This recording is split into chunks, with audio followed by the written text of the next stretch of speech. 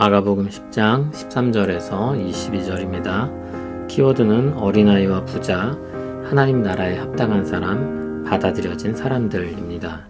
사람들이 예수께서 만져주심을 바라고 어린아이들을 데리고 오매 제자들이 꾸짖거늘 예수께서 보시고 노하시어 이르시되 어린아이들이 내게 오는 것을 용납하고 금하지 말라. 하나님의 나라가 이런 자의 것이니라. 내가 진실로 너희에게 이르노니 누구든지 하나님의 나라를 어린아이와 같이 받들지 않는 자는 결탄코 그곳에 들어가지 못하리라 하시고 그 어린아이들을 안고 그들 위에 안수하시고 축복하시니라.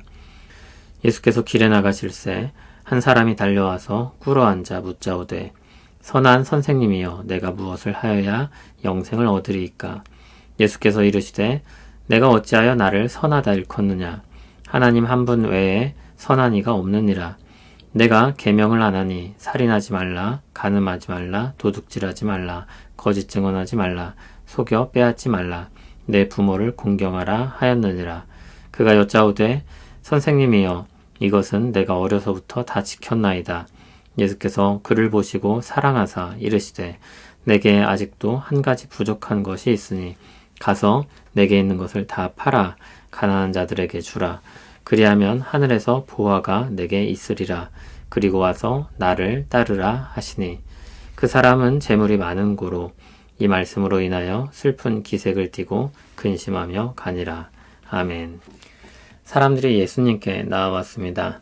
어린 아이들을 데리고 왔습니다. 만져주심을 바랐다고 했습니다. 축복해 주시길 바란 것입니다. 그런데 그것을 본 제자들은 화를 내고 제지했습니다. 위대하고 바쁘신 예수님이 그 작은 자들 때문에 시간을 빼앗겨서는 안 된다는 생각이었을 것입니다. 하나님 나라 복음을 위한 주님과 그들의 활동에 도움도 되지 않고 유익도 되지 않는다고 생각했을 것입니다. 확실히 어린 아이들은 어떤 일에 있어서 그렇게 도움이 되는 경우가 별로 없습니다. 이때에는 더욱더 그렇게 여겨졌을 것입니다.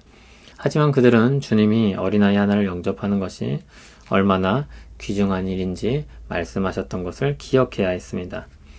예수님은 제자들을 보고 노하셨습니다. 예수님은 어린아이들이 오는 것을 용납하고 금하지 말라고 분명히 말씀하셨습니다. 더 나아가 하나님 나라가 이런 자의 것이라고 했습니다. 하나님 나라는 자격이 있거나 자기 발로 들어올 능력이 있어서 들어가는 것이 아닙니다. 자격이 없고 능력도 없어서 어린아이들처럼 부모의 품에 안겨 혹은 이끌려 들어가게 되는 나라입니다.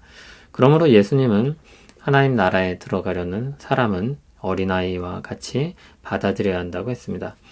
제자들은 예수님께 그렇게 부름을 받았고 주님께 속하게 되었고 주님을 따르게 되었습니다.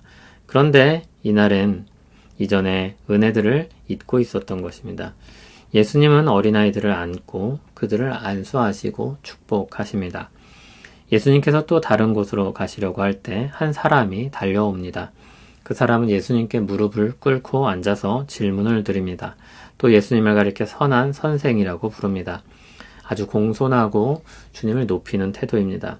그가 진정 주님을 존경한 것인지 혹은 아첨에 불과했는지는 모릅니다. 어쨌든 그의 질문은 이것입니다.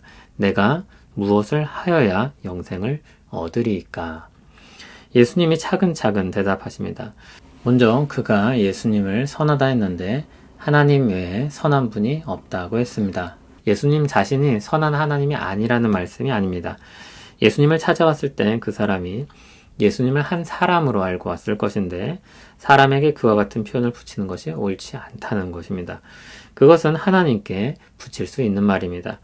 이렇게 말씀하신 것은 다음에 이어지는 가르침과 연결됩니다. 예수님은 그가 지켜야 할 계명을 안다고 하면서 십계명을 말씀하시며 그것을 지켜야 한다고 했습니다.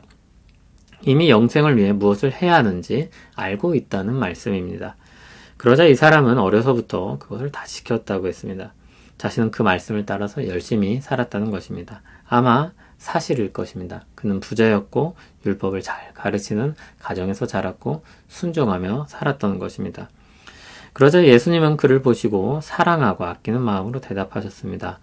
주님은 그에게 한 가지가 부족하다고 하셨습니다. 이웃사랑의 계명을 잘 지켜왔는데 정말 영생을 얻는 수준으로 계명 준수를 하고자 한다면 가진 것을 다 팔아서 가난한 자들에게 주라고 했습니다. 그러면 그에 대한 상이 하늘에서 있을 것이라고 했습니다. 그것이 상을 받을 정도의 계명 준수입니다. 그리고 와서 주님을 따르라고 했습니다. 다 버리고 주님을 따르는 것입니다. 영생을 얻는, 다시 말해 하나님 나라에 들어갈 자격을 얻는 그런 삶을 살고자 한다면 자신의 것을 모두 팔아서 사랑으로 나눠주고 온전히 주님만을 따르는 삶을 살아야 합니다. 그러나 이 사람은 부자였고 차마 그것을 다 팔 수는 없었습니다. 그는 슬픈 기색을 띠고 근심하며 돌아갔습니다. 그가 꽤 열심히 계명을 지켰을 것이 분명한데 그 정도로도 부족하다는 말씀에 적자는 충격을 받았을 것입니다. 온전한 순종을 한다는 것은 불가능하다는 것을 깨달았을 것입니다. 예수님께 이끌려 나온 어린아이들과 예수님을 찾아온 부자의 이야기를 보았습니다. 이들은 모두 하나님 나라를 소망하여 나온 사람들입니다. 주님을 찾아온 부자는 영생에 대해 물었습니다. 앞에서 보았던 것처럼 영생과 하나님 나라는 거의 동의어입니다. 하나님과 더불어 영원히 사는 생명과 하나님 나라를 기업으로 받아 영원히 사는 것은 결과적으로 같은 것을 말하기 때문입니다. 그러므로 어린아이와 부자는 하나님 나라를 향해 온 사람이라 할 수 있습니다. 어린아이들은 자기 스스로 온 것이 아니라 부모의 품에 안겨 그들의 손에 이끌려 왔습니다. 그러나 그들이 예수님께 받아들여집니다. 예수님은 그들이 하나님 나라에 합당하다 했습니다. 한편 예수님께 찾아온 부자는 스스로 왔습니다. 그리고 그의 삶은 하나님을 향한 열망과 수고로 가득했습니다. 그러나 그는 아직도 부족하다는 말씀을 듣습니다. 예수님은 그가 하나님 나라에 합당하려면 모든 것을 다 팔아주는 사랑과 주님을 전적으로 따르는 헌신이 필요하다고 했습니다. 그러나 그는 그럴 수 없었습니다. 그리고 누구나 알 것입니다. 그렇게 행할 수 있는 사람은 아무도 없습니다.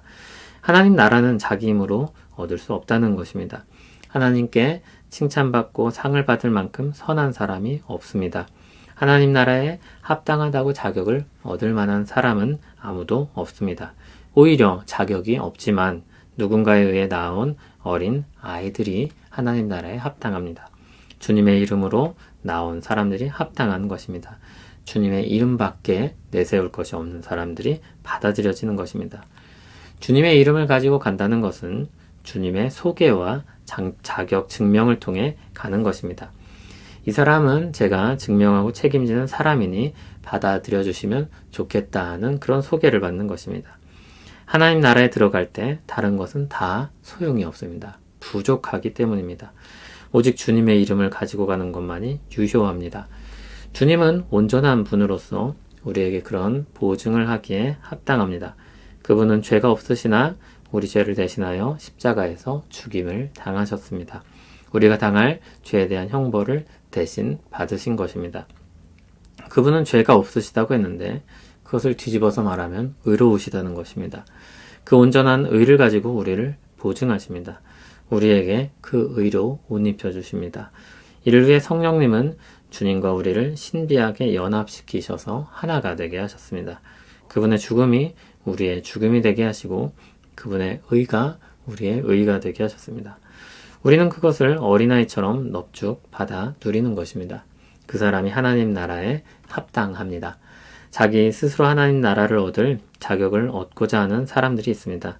그러나 자격 요건을 제대로 한다면 주님께 찾아왔던 부자처럼 근심하며 돌아갈 수밖에 없습니다. 하나님 나라에 합당한 수준은 예수님 수준입니다. 이 땅에서의 알량한 부와 선행으로는 감당할 수 없는 것입니다. 우리는 주님의 이름으로 하나님 나라에 받아들여집니다. 그리고 주님의 이름으로 삽니다. 그분의 명예를 가지고 들어가고 그분의 뜻을 따라 사는 것입니다.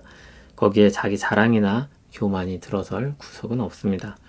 하나님 나라에 받아들여진 사람들에겐 오직 감사와 사랑과 헌신만이 남습니다.